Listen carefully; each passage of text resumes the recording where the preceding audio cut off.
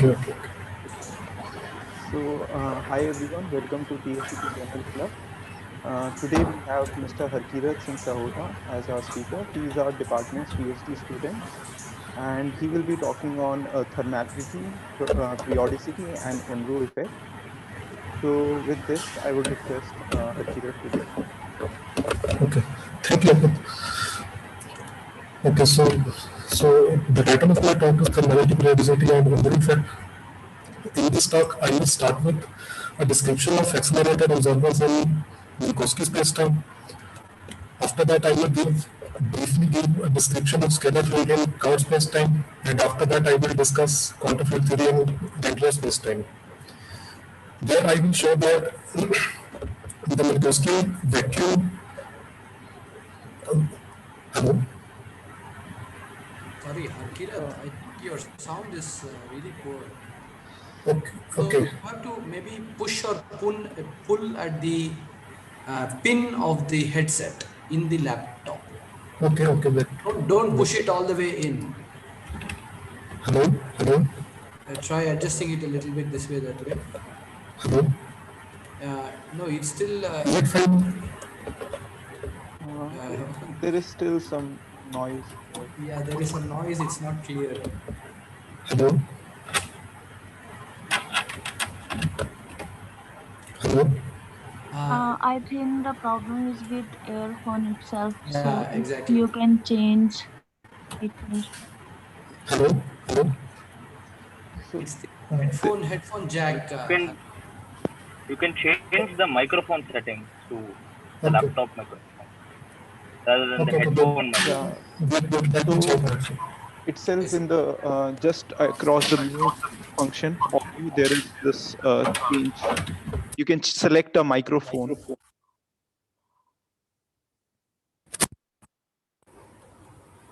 Hello.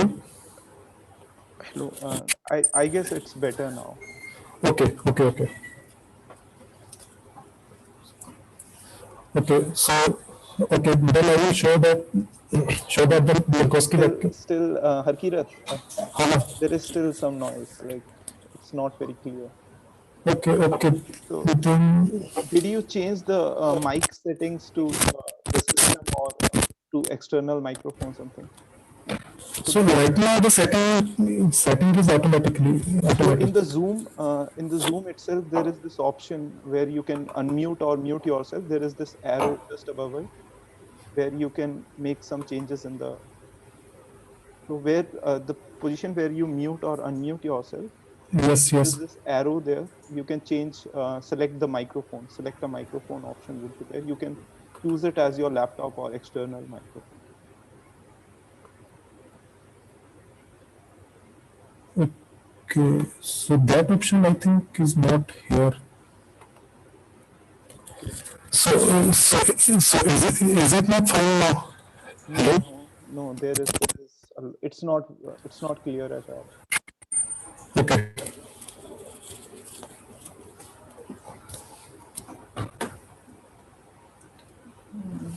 That should be here.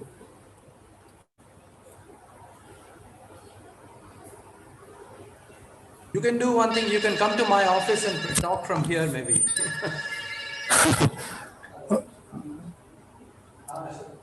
Very much right now alive. So this is.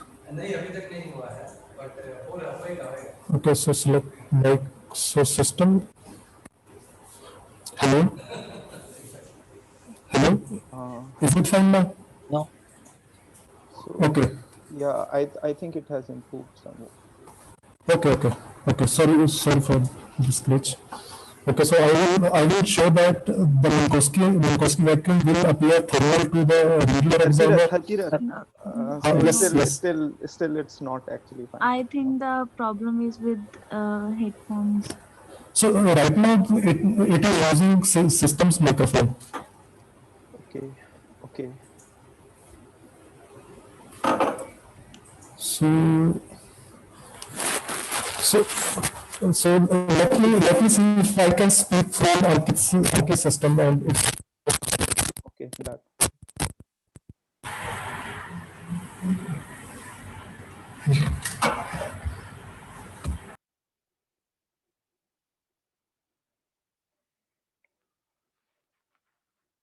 Slides from here.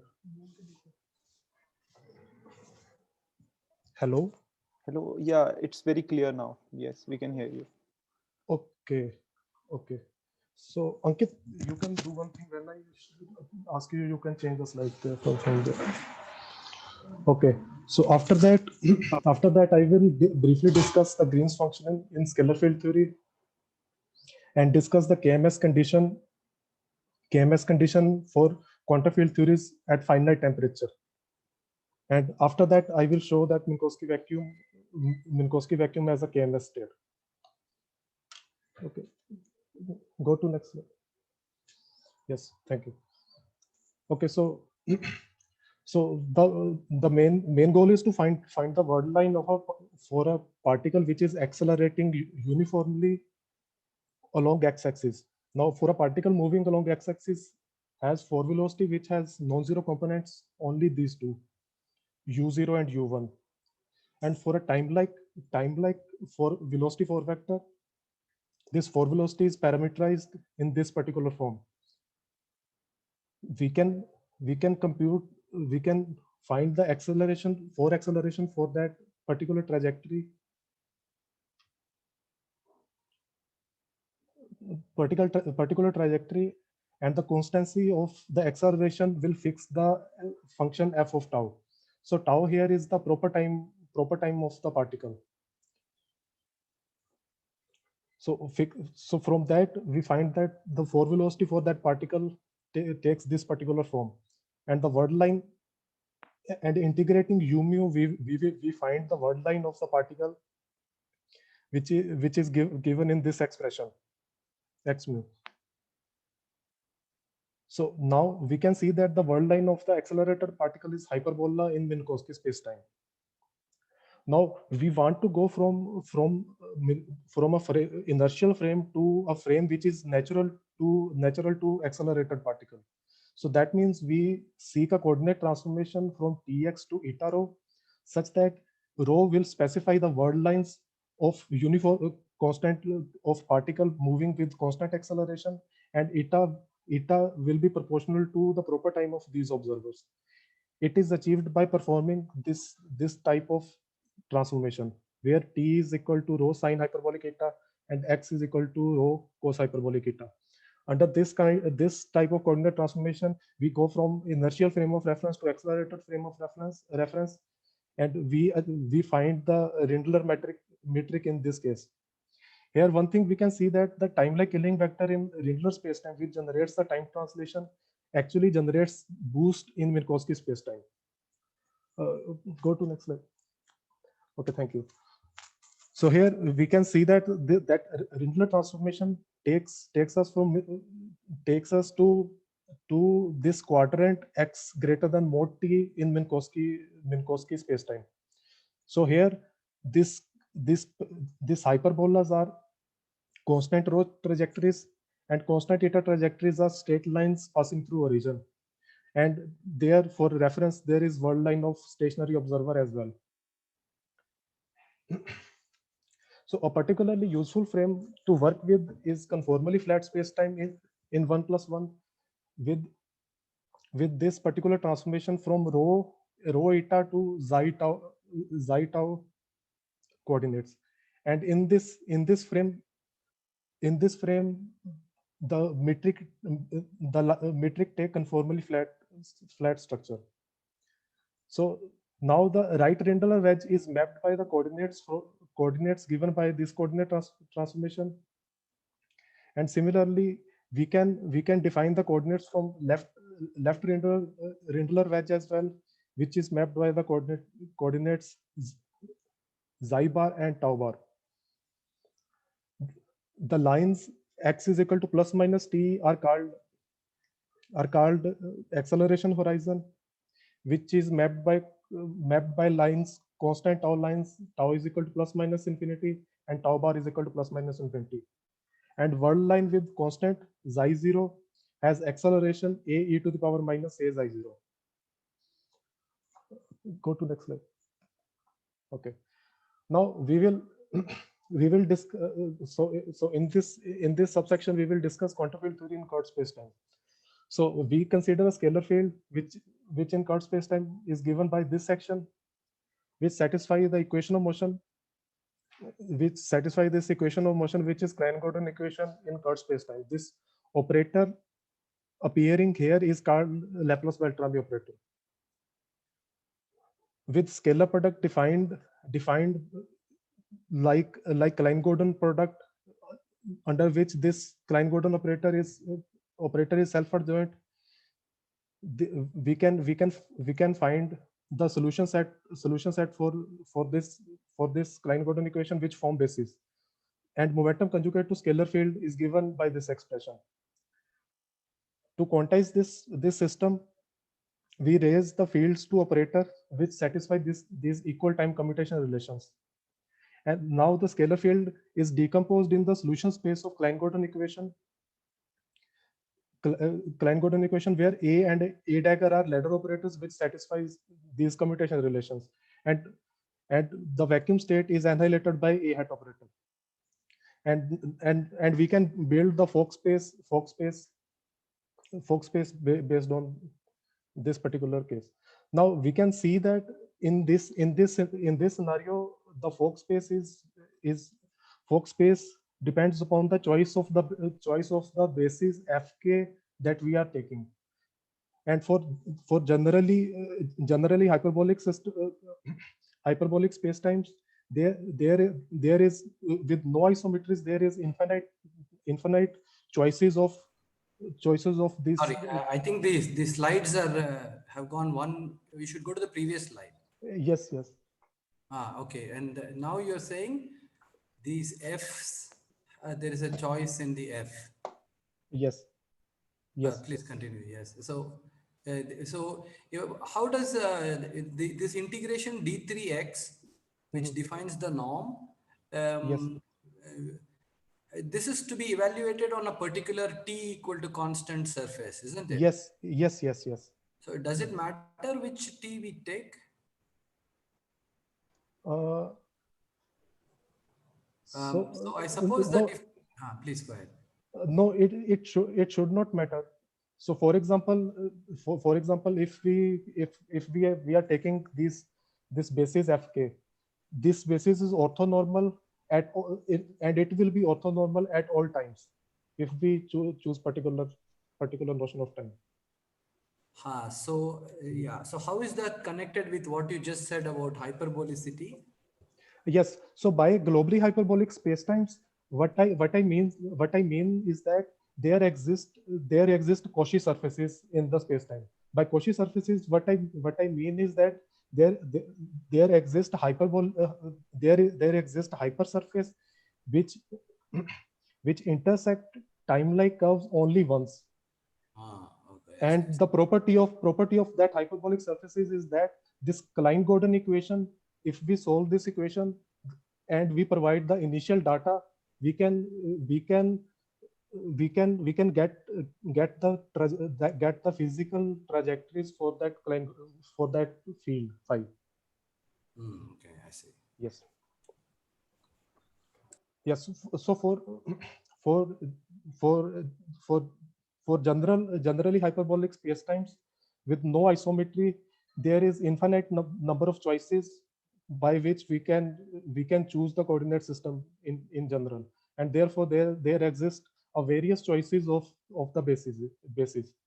So can you go to the next slide?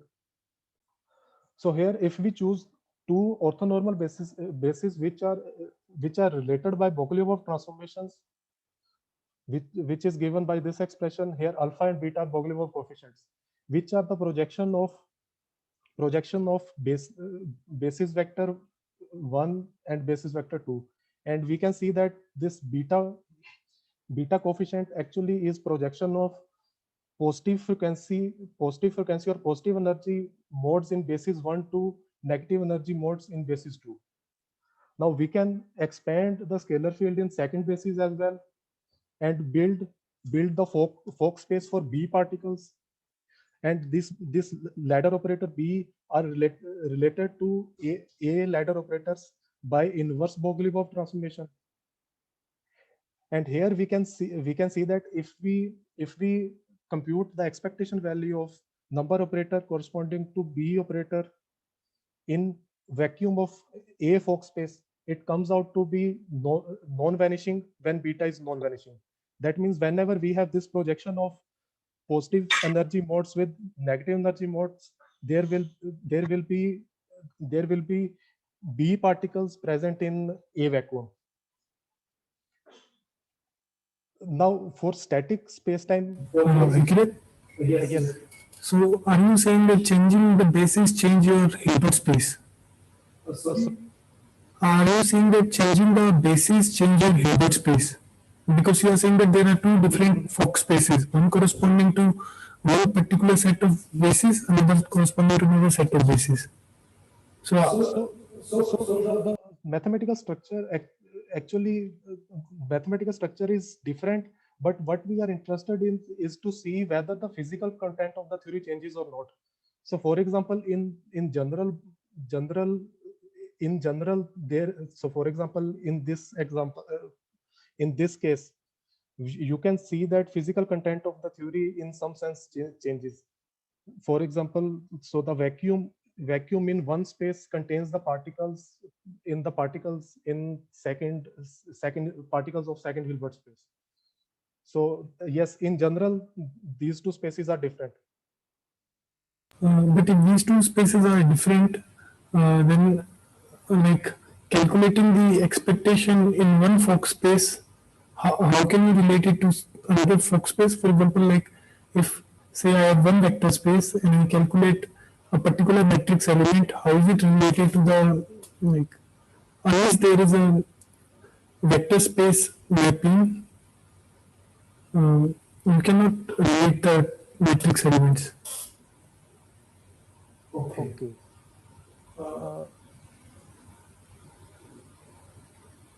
So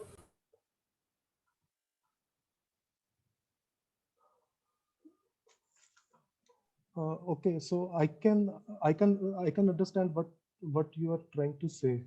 So but the Hilbert spaces are not different. okay, I think yes, I think that's Remains the same. Only the Fock spaces in which you want to decompose the Hilbert space that changes. Okay.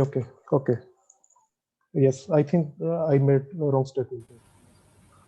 So Harkirat, can you take second Fock space to the first Fock space by a unitary transformation? That's No, actually. So can you repeat your question again? like the new Fock space are like in the quantum mechanics. You can change the basis by one basis to another by a unitary transformation. Can you do same in this case also? Is it just a change of basis or no, it is. So you can see that this Bogoliubov transformation is actually at you can see that this Bogoliubov transformation is actually at classical scalar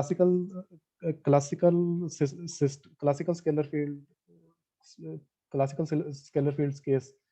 So here Fk1 and Fk2 are the solutions of Klein-Gordon equation in let's say different coordinate systems, and we are expanding the scalar field in different bases. So your question is whether there exists a unitary transformation which takes me from one Fock space to another Fock space. So is yes. Okay. So maybe I can add Yes. it in a different way. Is this alpha beta is it a unitary matrix? Does the Bogoliubov coefficients form a unitary matrix?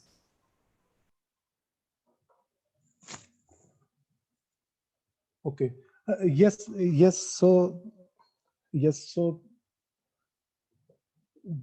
Bogoliubov matrix in that sense is a unitary matrix where it's norm. So these coefficients should be normalized as well. So alpha mod square minus beta mod square integrated over k should be delta k minus k prime, k tilde minus k tilde prime in that sense. So you can Yes, you can think about it like a unitary transformation in first quantization sense, in which we treat the Klein-Gordon equation as quantum equation for scalar field. I think here you are implying that you have two different Fock spaces, but I think all that you have is the same Fock space. Because if you don't have the same Fock space, how can you mix the operators? So these operators they act on a particular Fock space, and you are mixing these operators through Nova transform. So these are Nova combinations of vectors operators acting on a particular Fock space. So the resultant operator should also be an operator on the same Fock space.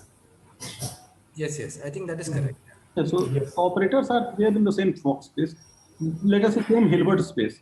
But the way you are decomposing what you are calling first one particle state or two particle state in the Fock basis is different corresponding to different observers.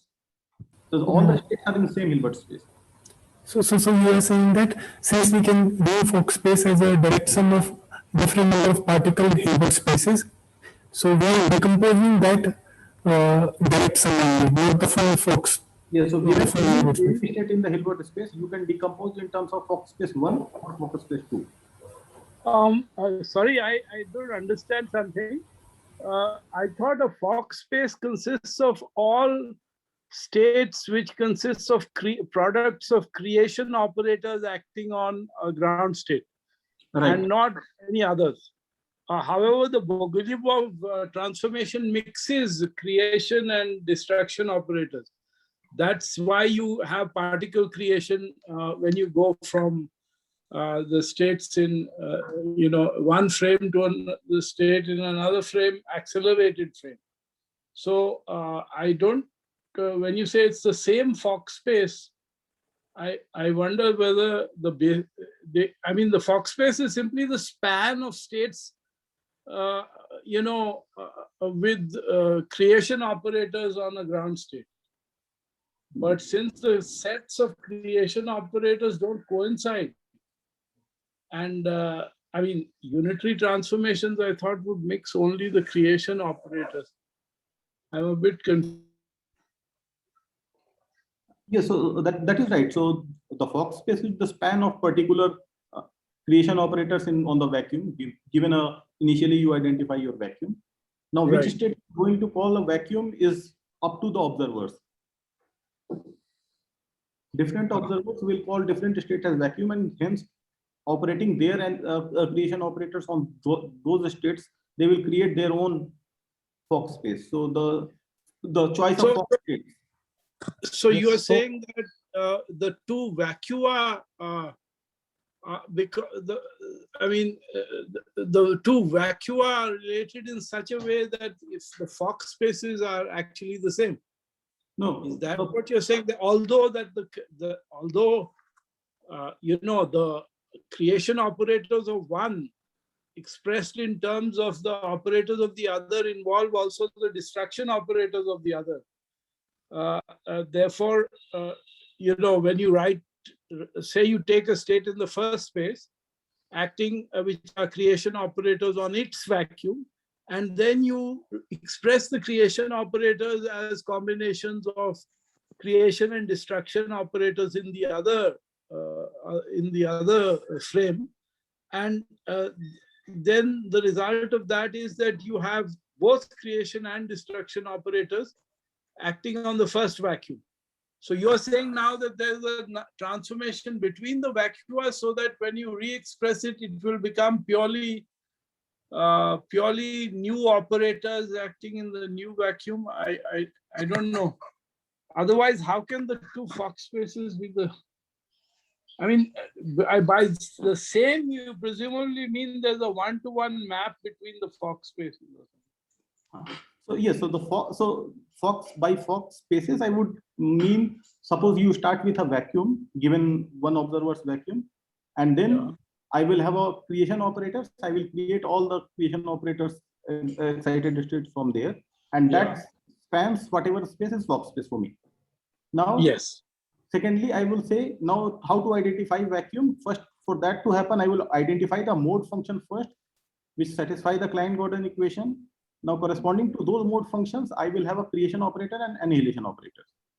Yes, yes, that's clear. That's how that was involved in the definition of the Fock space.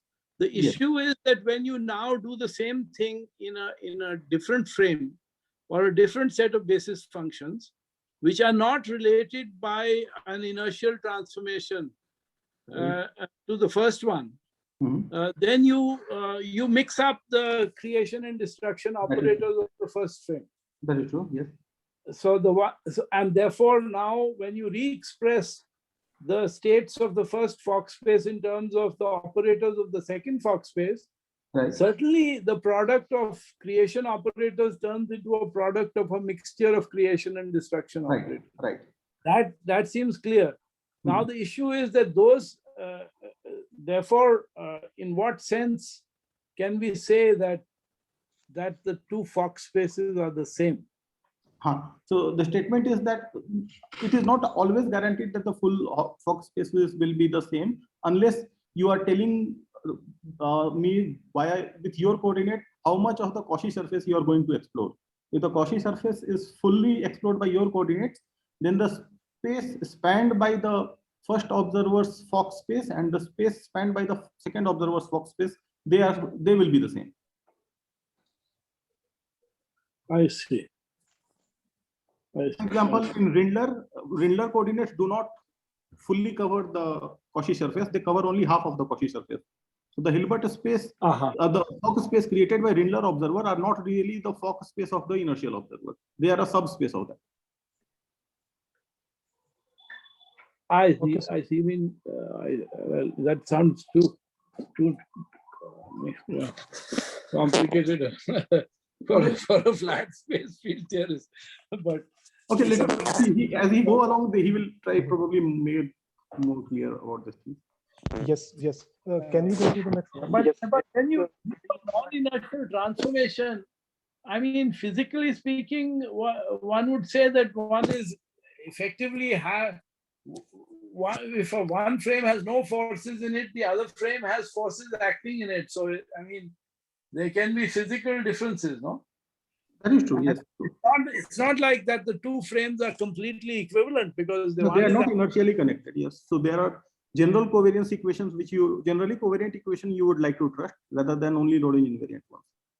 And in that sense, then there could be, content in one frame which is not there in another. Physical. Precisely. The physical content, what we define typically, are not generally covariant. They are only Lorentz invariant or covariant. So that's why many notions in flat space field theory would change. Okay. Thank you. Okay, so I will discuss the quantum field theory in Rindler spacetime of two dimension 1+1. So here I will work with double null coordinates in which the Klein-Gordon equation takes this form, which implies that the left moving and right moving sectors can be separated in the scalar field. And in this analysis, I will work with the left moving sector alone. So here as well, we can decompose the left moving sector into positive energy and negative energy modes with B hat and B hat dagger satisfying the usual commutation relation for letter operators. And the Minkowski vacuum is annihilated by B hat operator. When we go to right Rindler wedge, the double null coordinates transforms like this. Capital U is related to small u and capital V is related to small v. But since we are working with conformally flat spacetime, the form of Klein-Gordon equation will not change. So that means that here as well we can write the scalar field in left moving and right moving sectors according to Rindler observer, and we can decompose the scalar field in positive energy and negative energy modes with respect to Rindler observer.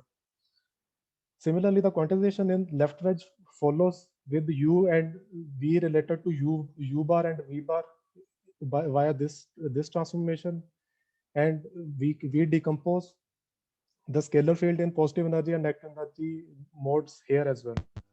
And the Rindler vacuum is defined defined via the annihilation operator defined in right wedge and left wedge both annihilate the Rindler vacuum. Can you go to next one? Okay.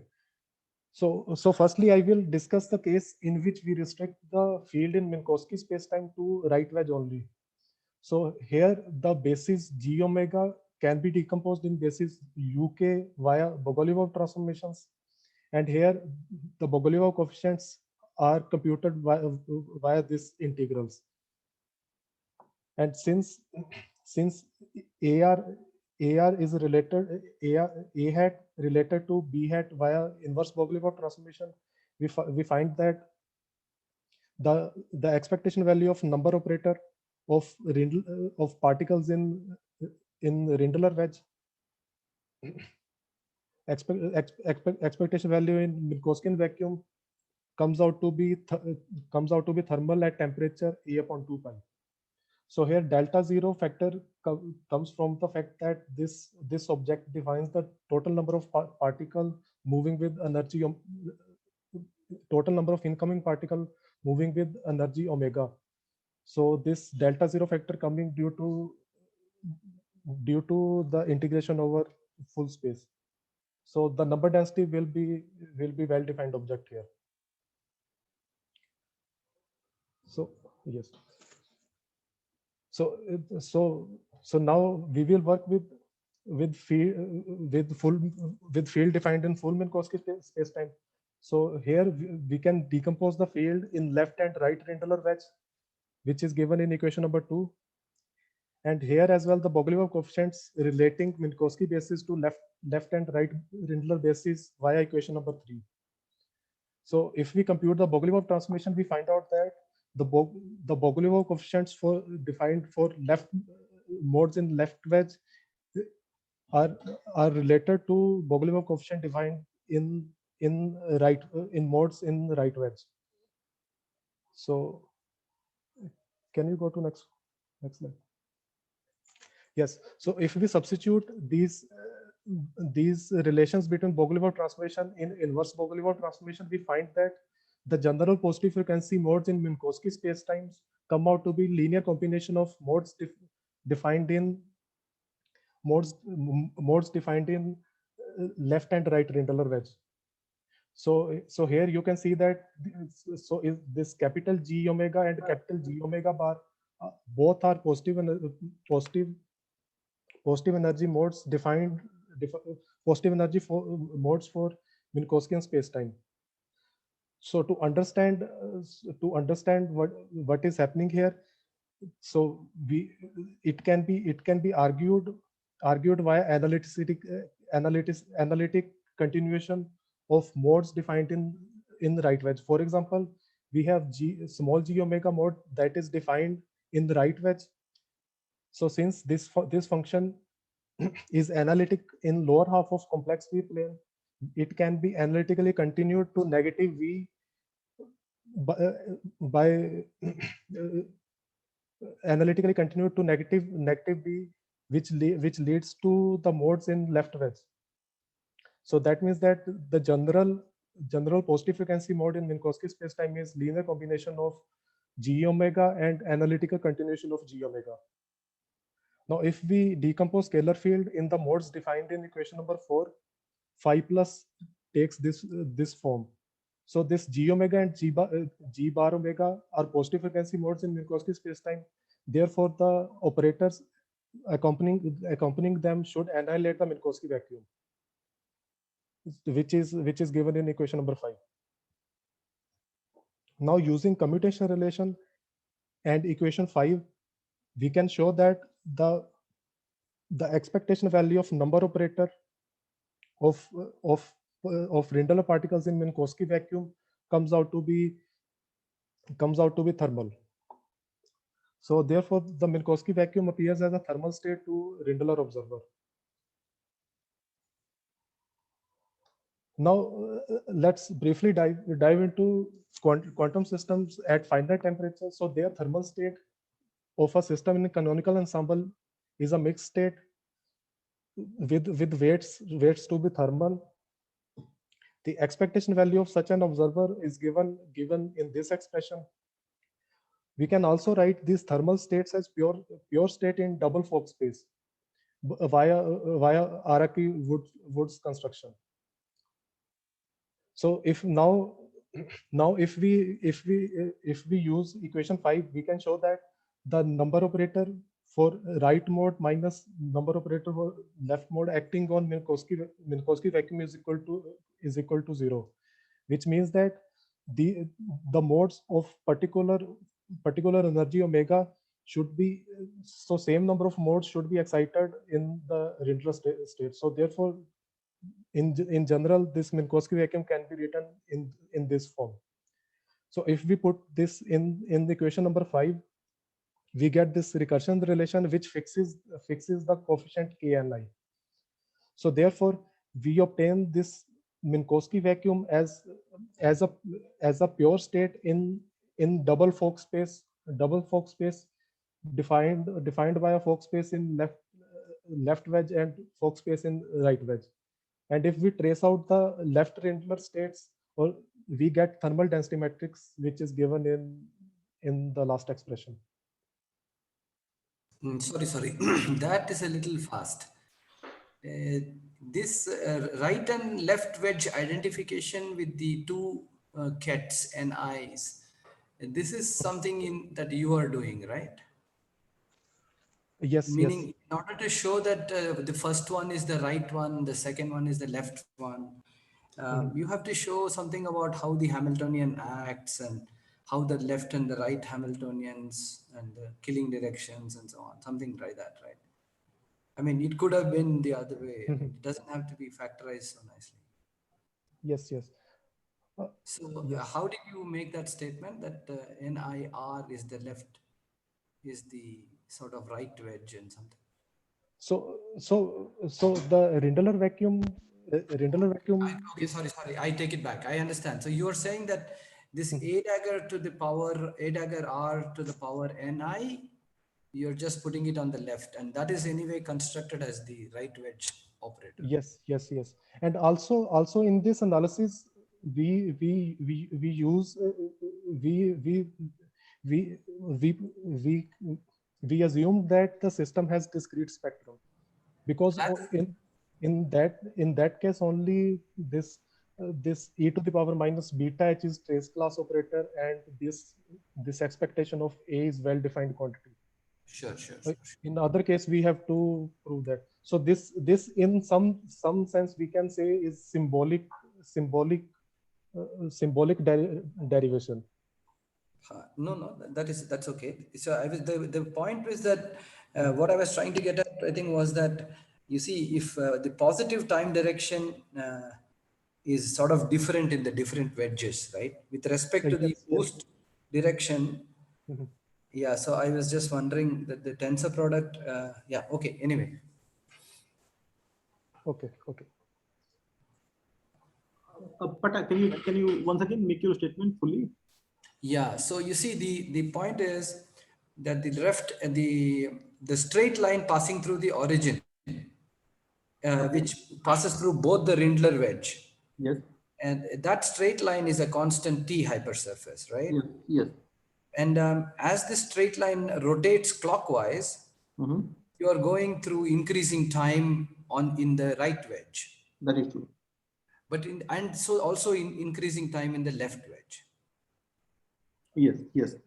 You see, but the point is that, however, in the right wedge, you are moving from bottom to top, but in the left wedge, you are moving from top to bottom. That is true. Yes. And this antipodality, I mean, in time, there is this little bit of what you mean by top and bottom is getting flipped between the right and the left wedge. Yes. So that is what I was a bit confused by that, and this operators. I mean, I suppose it's okay. I think it should be fine, but still. So one way of looking at that is the hyperbolic transformations. Since it is x square minus t square is equal to this, there is a plus minus ambiguity over there as well. So one t is defined with a plus signature, another is minus. So as one runs from 0 to infinity, other runs from minus infinity to 0. So when we make the identification of the kets I was just wondering whether there is something there, but that's all. Okay, and I think that maybe I need to think a bit more. I'm not sure. At least I understood. Here in this Araki-Woods formula, the two ends lived in two parallel Hilbert spaces. So as long as you have two copies, and since formally the left and right are copies of each other, are you saying that you're bothered about the fact that they are in some sense different Fock spaces? I think they only need to have the same structure. I don't know if they need to. No. There is a relationship. The two Fock spaces, the left and the right, they are interacting in the sense that the global time coordinate. No, that's fine. That I understand that the left and the right have some features that distinguish them in your setting up of your space-time and all. But the Araki-Woods construction, which re-expresses a thermal state as a pure state in this formal manner, only needs two copies with the same algebraic structure. And therefore, once you have two copies, the fact that you use two spaces that have that structure, the same algebraic structure, which is the left and the right one, to implement the Araki-Woods construction, that should not be a problem, right? The consequences of that, the fact that the times are, directions are different and all, should then emerge in your interpretative framework. Or maybe I'm talking nonsense, I don't know. Because as far as I can see, the statements here are purely algebraic. Yes. And also this Minkowski vacuum in terms of this double wedge state, in this derivation, this equation 5 is used. Can you go to equation 5? Yes. So this 5 equation is used there. So the definition of Hamiltonian, so I understand that e to the power minus beta h prescription for defining thermal state, that might be dicey in that derivation, but still we only use the fact that there is some structure, there is some ladder operators which follows this equation 5, and from that we showed that this state 0m is written in the form that is given in that equation. Can you? Yes. Yes. I think I understand and I agree with you. Okay. So therefore, you see that in order to say that this is actually something to do with Rindler space, we need some auxiliary structure, because at the moment this is just anything, as Charan was saying, it is just something purely mathematical and algebraic. Yes. And that's all. I mean, that's what. Okay. Can you go to next one? Okay. Now I will briefly discuss the Green's function formalism for scalar fields.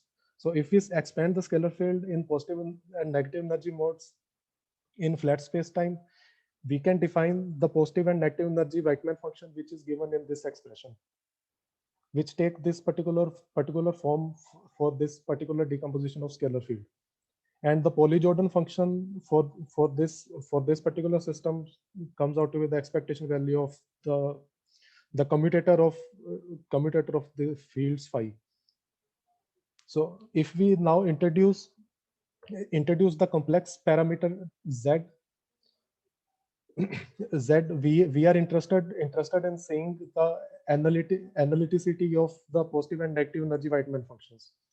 So we can see from the expression of g plus minus z that due to exponential decay, this g plus is holomorphic for negative imaginary z, and g minus is holomorphic for positive imaginary z. Also, when imaginary part of the there should be z, this should be z, sorry. If imaginary z is 0, the commutator of the field vanishes when the 2 points x and y are at space-like separation. So now we have two complex valued functions which are holomorphic in two wedges, and they have same value when t is less than mod b. So by using edge of the wedge theorem, these functions are analytic continuation of each other.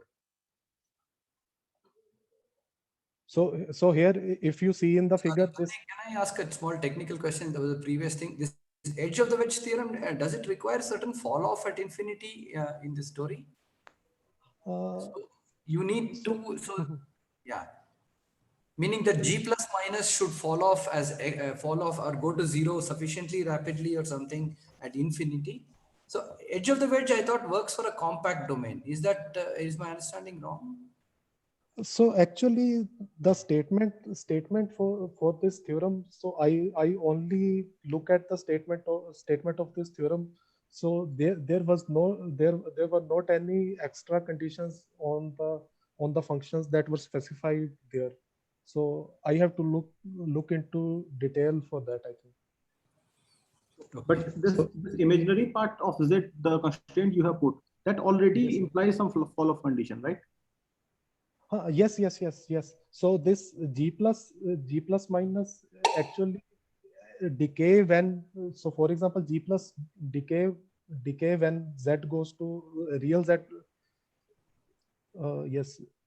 So for imaginary Z less than 0, this G plus fall off and G minus fall off when imaginary Z is greater than 0. So I see. Yes. There is exponential decay in this factor appearing. But in edge of the wedge theorem, there is no, I think they did not state any requirement, if I recall. I will look into that. So typically you have to put on a particular compact page, and there you have to match. But if it is holomorphic, you can do an analytic this conformal mapping and bring it to a finite size always. Okay.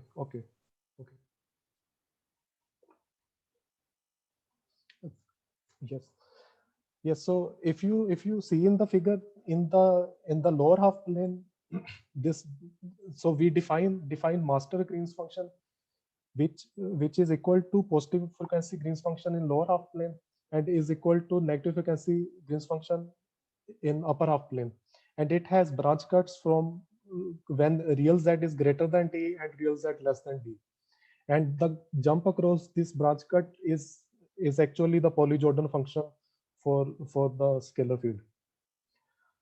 Now the Schwinger function for this system can be found by restricting this master Green's function on imaginary axis. So it is given in this expression.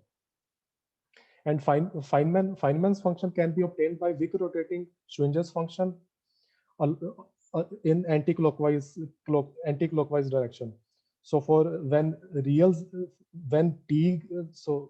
part of Z is greater than 0, it should approach from bottom, and when real part of t is less than 0, it should approach from top. Can you go to next? Okay, so now I will discuss the KMS condition for system at for quantum systems at thermal equilibrium. So in Heisenberg's picture, observable at time t is defined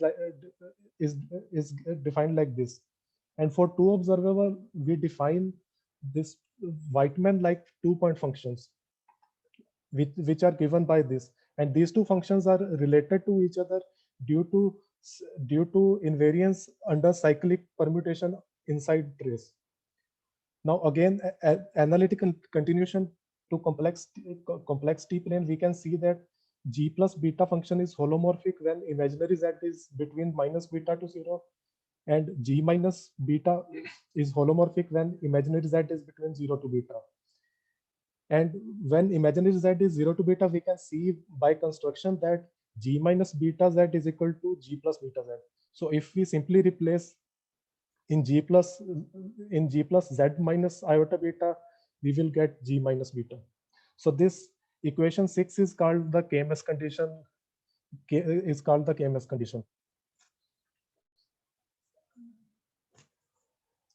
Now we will look at the thermal Green's function and their analyticity. So so here, since we are again working with working with thermal states, so we will consider systems with discrete spectrum. So can I ask a question? Yes. The previous slide, Mhm. this equation number 6, this KMS condition, Yes. how does one understand it physically? What is the content of the theorem? Okay, so I didn't go into detail, but this condition implies that if we are working with thermal systems, thermal system, and if we Euclidenize the action, we need to only have uh, time from Euclidean time runs only from 0 to beta. So I can't give any other physical interpretation for this condition. That I can only recall. There might be some other way to think it physically as well. So that formulation, if anyone is interested, that is called Matsubara formulation of quantum field theory, or real-time formulation. Yes. So Pata, are you asking anything more than the usual, the periodicity argument people provide with this? I was wondering whether there is a, so actually I do know the periodicity words, but see the way it is written is actually provoking me to think like, okay, maybe there's a way of talking about it in terms of measurements of B and A and B in that order, and because maybe is there some kind of a physical statement in terms of measurements? So maybe when he is talking about periodicity, probably it will be more clear. Are you going to talk about periodicity explicitly? Yes. Okay. In next slide, I will talk about periodicity of Green's function. Yes. So we will work with systems with discrete spectrum. So for those we can write the positive and negative energy Green's thermal Weightman functions, which is given in that expression. So using the expectation value of ladder operator in thermal states, we arrive at this expression for positive and negative energy thermal Weightman functions. Now again introducing the complex time, we arrive at the complex valued thermal Weightman functions, and we are interested in their analyticity. So we can see that the dependence on Z is completely via this function Q plus minus, and here as well, from this exponential decay argument, we can see that positive energy thermal Weightman function is holomorphic when imaginary Z is between minus beta to 0 and negative, and vice versa. Can you go to the next slide? Yes, again for imaginary Z is equal to 0, the commutator of field again vanishes for space-like separated events, and again by edge of the wedge theorem we can see that these positive and negative energy thermal Weightman functions are analytic continuation of each other, and we can define this master Green's function in this strip from minus beta to beta. Now here invoking this KMS condition, which states that G plus at Z is equal to G minus at Z is equal to G plus at Z minus beta. So that means that this G minus in G plus in the first strip is equal to G minus in the second strip, and similarly G plus in the third strip is equal to G minus at in the fourth strip. And similarly, by using this KMS condition, we can extend this master Green function in full whole complex plane. And yes, and we define, so this function satisfies this periodicity condition which states that this G beta at z minus iota and beta is equal to G beta z for all n belonging to integers. So here you can see this periodicity. So this twist, kind of twist that was in KMS condition, that is removed here, and this full periodicity is here in this master Green's function.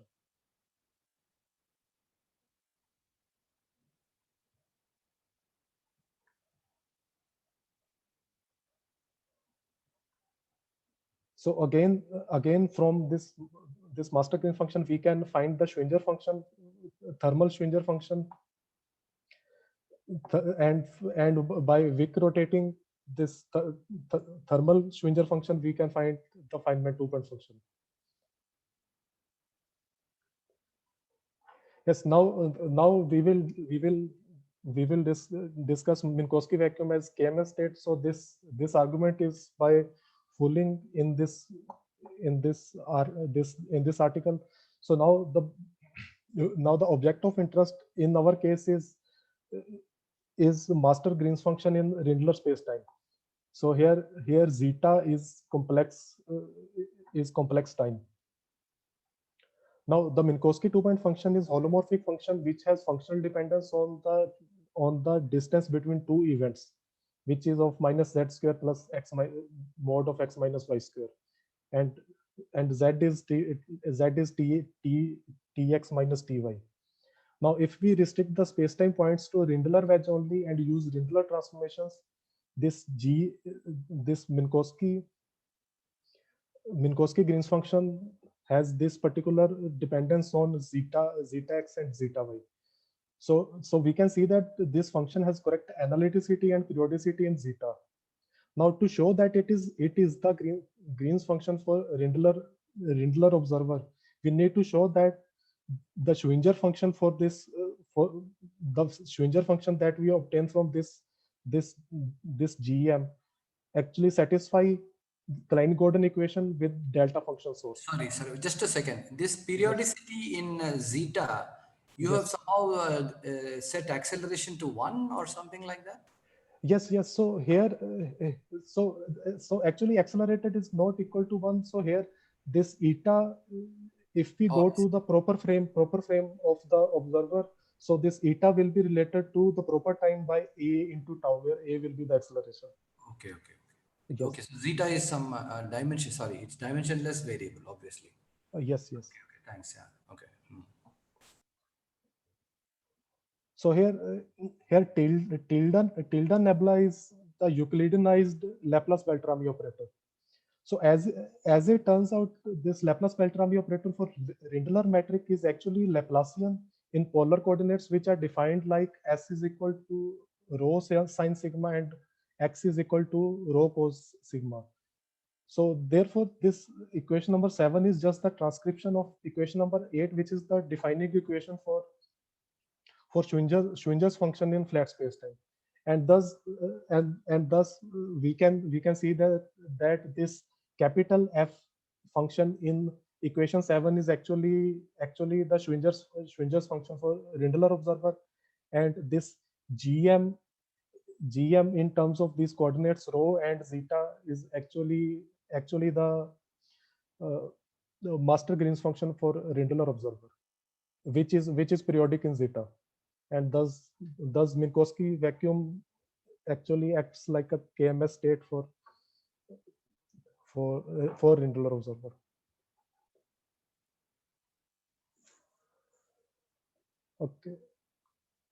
Okay, I think that's it. Thank you.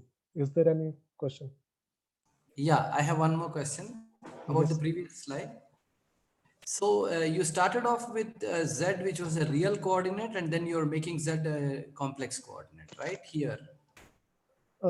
No, so this GM as a function of Z x y. So here Z is so in whole presentation I have treated Z as complex parameter and T as real parameter.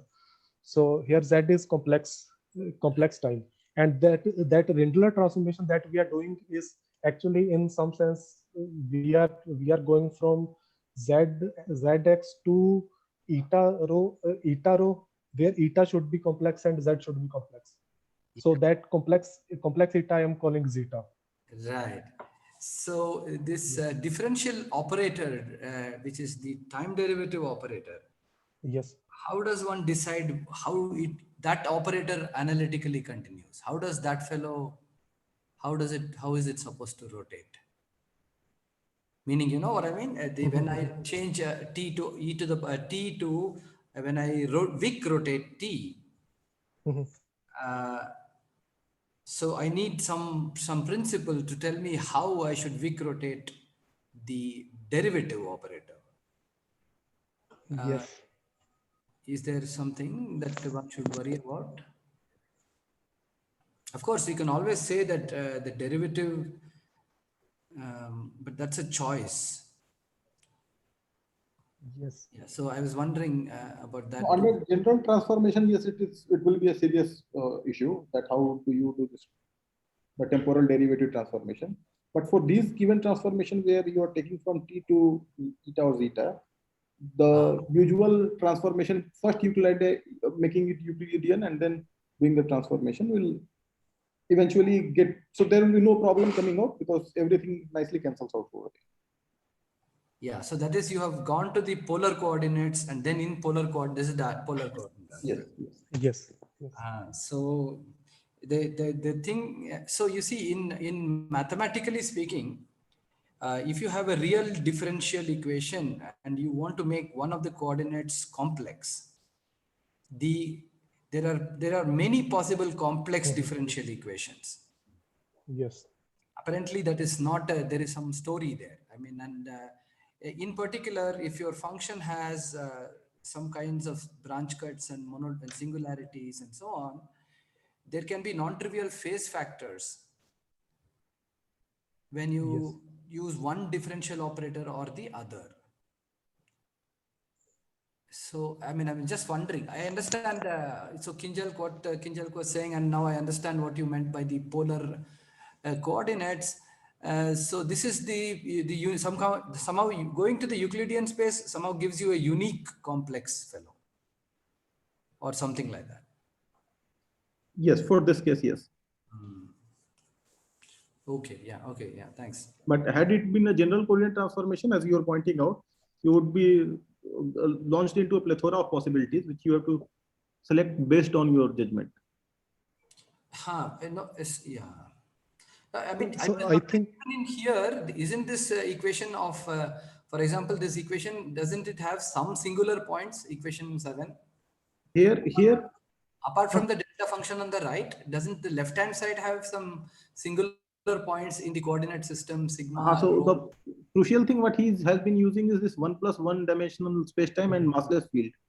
That's why it is virtually conformally invariant.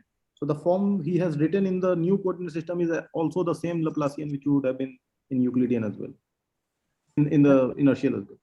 Yes, and also this analysis by Fooling, there he is actually considering the quantum field theory in a box. So that system has discrete spectrum. If for example, in two-dimensional quantum field theory in full Minkowski spacetime, that their Green's function has singularity there as well. So I think this analysis actually, because there are several issues if we work with, if we don't have discrete spectrum. So for example, if so there is omega is equal to 0 contribution to Green's function. So that also people wanted to avoid, to keep e to the power minus beta as a trace class operator. So I think yes. Yes, so this f turns out to be singular in some cases, but this analysis takes the case only when this f is a well-defined object.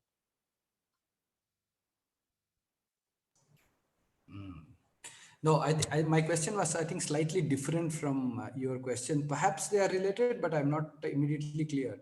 When you go to polar coordinates, the derivative operator will look like d by d rho square plus 1 by rho square d by d phi square, Yes. which has a regular singular point at rho equal to 0. Okay. And Okay, I think I understand it differently than that, whether there is singular point in the left hand side of equation 7.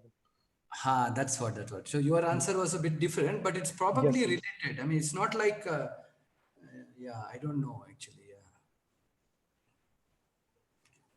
So, I mean, again, so the physical content of this sort of a formalism is a little funny, to say the least, but okay. Yeah. So I think so right now, all this discussion about thermal system comes in the domain of algebraic quantum field theory. So that I didn't go through, and I think in that formalism there might be answer to these questions. And yes.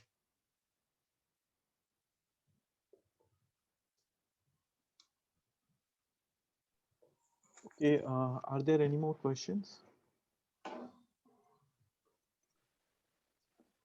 Harkirat, can you go to the thermal spectra slide? Okay. I think one before. No. This is the thermal states. Yes. Yeah, okay, thermal. So in here in the third formula that you have written equation, the Minkowskian vacuum equals to that related to the Rindler vacuum through this equation. Yes. So if I take the inner product with the respect of this Minkowskian vacuum with the Rindler vacuum, so we will get some series, right? Yes. So if you look at my question is that whether this series summation of that series will be some finite convergence so that will series be that or will not? be one. So if you look, How would so I this see coefficient kni coefficients that are fixed by this recursion relation. So this kni is given in e to the power minus pi ni omega I by a into k naught. This k naught is this square root of 1 minus e to the power minus 2 pi omega I by a. So these coefficients are so this coefficient is picked in such a way that this Minkowski vacuum has norm 1. So that means that this state is normalized state in that sense. So I'm saying that the Minkowskian vacuum, if I take Minkowski vacuum inner product with the Rindler vacuum, then then you will get some series in this equation. That second that. So I'm saying that this will be a convergent series. So how is there any condition we will put over it will always be true that it will be convergent? So I think by construction. Sorry. Yes. I think the clarification is this creation operator that you are having here is going to act on the Fock vacuum of the Rindler space, right? The creation operator you have here, A diagram omega. Then wouldn't the sandwiching of 0 just give you meaning? The Fock vacuum of Rindler space with Minkowski vacuum via the third equation give you 0, right? It is not going to give you any series or anything. Right? It is okay. I thought he was talking about projection along some other Rindler state. If Rindler vacuum projection is okay. If it is with Rindler vacuum, then this inner product of Rindler vacuum will fix Ni is equal to 0. So you are saying that the right hand side will be equal to 1 or something. So right hand side will be equal to square root of 1 minus e to the power minus 2 pi omega I by a multiplied over I, because this series that you are looking at, it is of it. So for example, Ni is equal to 0 is the vacuum state. So projection with the Rindler vacuum will only pick out first term of the series. So okay, there is some product of I also, that won't be the thing. So only the outside factor will be there. Okay. Yes. Okay. So I have one more question about this slide, since we had some discussion. Okay. The question is like this. Supposing instead of this NIs, supposing I had only, I had a similar construction and this Araki Woods construction. What would I do in order to say that this NIR and NIL are actually associated with a geometrical space which is called the left Rindler wedge and the right Rindler wedge? What should I do to establish its connection with the geometry? At the moment, these are just some vectors and vector space. Yes. So one thing I can immediately think of is that there is a translation operator in the left and the right Rindler wedge. And then there are some boost operators and there are some time. Those guys should act in some way. But still, how will I recover the geometry? I mean, sort of the metric or something like that. Okay. By geometry, you mean? The metric, for example, the metric and the fact that the left Rindler wedge and the right Rindler wedge are sort of intersecting at one point or whatever. Okay. You see, really how to assemble these things into the space-time diagram. You see, the kets don't have any information as such. Yes. So you would have to look on observables made out of it, meaning operators. Correlators, for example. Correlators depend on. Introduce okay, please go ahead, but whoever is speaking. I was curious whether you can introduce a completion of basis set, say for the positions or moment, very naively. Right, exactly. So you have to invent some such thing. You take the space-time information is probably not there in the correlations, because correlation functions depend on. No, it is. So you have to look at on the Hadamard form of the 2-point function, which will give you this proper line element sigma between two events if you are looking at. So the double derivative of sigma is the metric. Oh, that's tricky. Then you are assuming free Hamiltonian. You see. It is free Hamiltonian. That's why, so that is true. It is free Hamiltonian. Then only this thermality comes about in some sense. No, not necessarily. I mean, I didn't even say anything about that. I'm just solving this equation 5, the famous equation 5 of Harkirath. Yes. So there, the way he has put down the temperature and whatnot. So the route he has taken. No temperature. This is the equation I'm solving. I have two creation operators, two sets of creation operators called AR omega, AL omega. And e to the power minus pi omega, which is connecting them in between. It's just a constant. Now, with a constant, if you put, that is fine. So the question is, what? So you calculate it, of course, as you said, there is this ground state, and you can calculate some expectation values, and you get thermal factor as what is written in the bottom thing. But I want to reassemble this ARW and ALW back into equation 4, I think, where GW is the Minkowski fellow, right? Yes. So to assemble that, we need to define the Minkowski operators in terms of the Rindler wedge operators. Right. And not really talk about states. Yes. So that you can also do with the inverse Broglie-Bow transformation. You can write down the inertial observers in terms of Rindler observers, but you would need both copies, left and right. Yes. Okay. All right. Thank you. Yeah. Okay. Thank you. So, any more questions? If not, let us thank Harkirat once again. So with this, I guess we should conclude the session. Okay, bye.